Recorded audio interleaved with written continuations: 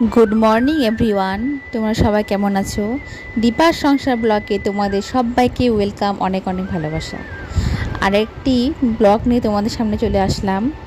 তো আজকে অনেক সকালে মাম্মাম টিউশনি চলে গেছে, তো এসে তো তারা অনেক খেতে পাবে। তো ভাবলাম কি করি, তার মধ্যে ছিল আজকে শনিবার, সাদা আলুর তরকারি আর পরোটা বানিয়ে ফেলি। আর আমার মাম্মামের কিন্তু সাদা আলুর তরকারি আর পরোটাটা খুবই পছন্দের, তাই ভাবলাম বানিয়ে ফেলি আর তোমাদেরকেও শেয়ার করি।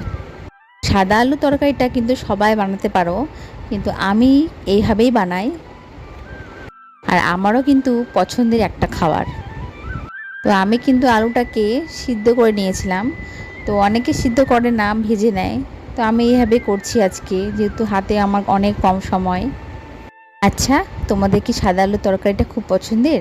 তাহলে আমাকে কমেন্টে জানাবে। এই সাদা আলুর তরকারিটা আমার থেকে সব বেশি ভালো বানাতে পারে আমার মা।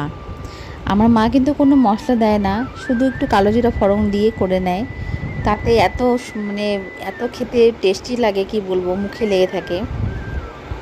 যখনই মার কাছে যাই তো এটাই বায়না থাকে আমার, যে মা একটু সাদা আলুর তরকারিটা করো। আসলে মা যেভাবেই বানাক না কেন, সব কিছুই তার হাতের খাবার আমার ভালো লাগে।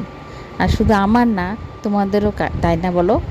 তো কার কার মায়ের হাতে রান্না সব থেকে ভালো লাগে সেটা কিন্তু কমেন্টে অবশ্যই জানাবে।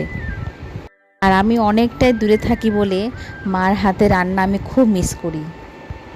আমি তরকারিটিতে একটু জিরার গুঁড়ো, একটু ধনে গুঁড়ো দিয়েছিলাম, আর কাঁচা লঙ্কাগুলো ডুম ডুম করে কেটে নিয়েছি। হলুদ গুঁড়োটা একটু কমই দিয়েছি, তাহলে একটু দেখতে সুন্দর লাগবে। তো আমার সাদা তরকারিটা হয়ে এসেছে, আমি এখন জল দিয়ে দেব। তো তারপরে পরোটাটা ভাজবো। তো আমি আজকে একটু মাখা মাখা করব না, তো একটু ঝোলঝোলি করব, ঝোলটা রাখবো, তাহলে একটু রুটি দিয়ে পরোটা দিয়ে খেতে ভালো লাগবে। আচ্ছা চলো, তোমাদের সাথে আমি আরেকটা কথা শেয়ার করি। যেরকম মায়ের কাছ থেকে আমরা অনেক কিছু শিখতে পারি, সেরকম কিন্তু শাশুড়ি মার কাছ থেকেও অনেক কিছু সবার কথা বলছি না, কয়েকজনের কথা বলছি। অনেকে খারাপ শেখে, অনেকে ভালো শেখে, কিন্তু আমি জানো তো ভালোটাই শিখেছি। যেরকম ধরো, সাদা আলুর তরকারিটা যেরকম মার কাছ থেকে শিখেছি, সেরকমই এই পরোটাটা আমি কিন্তু শাশুড়ি মায়ের কাছ থেকে শিখেছি। আমি ভাবতাম বেশি করে তেল দিয়ে লুচির মতন পরোটাটা ভাজা হয়, কিন্তু বিয়ের পর এসে দেখলাম অল্প অল্প তেল দিয়ে রুটিটা তুমি যেরকমই করো না কেন, অল্প অল্প তেল দিয়ে রুটিতে এইভাবে পরোটাটা বানানো যায়। দারুণ ব্যাপার, তাই না? তোমার তেলও বেশি লাগছে না, আর তোমার পরোটা হয়ে গেল। এরকমই ছোট ছোট অনেক কিছুই আছে আমি কিন্তু আমার শাশুড়ি মার কাছ থেকে শিখেছি।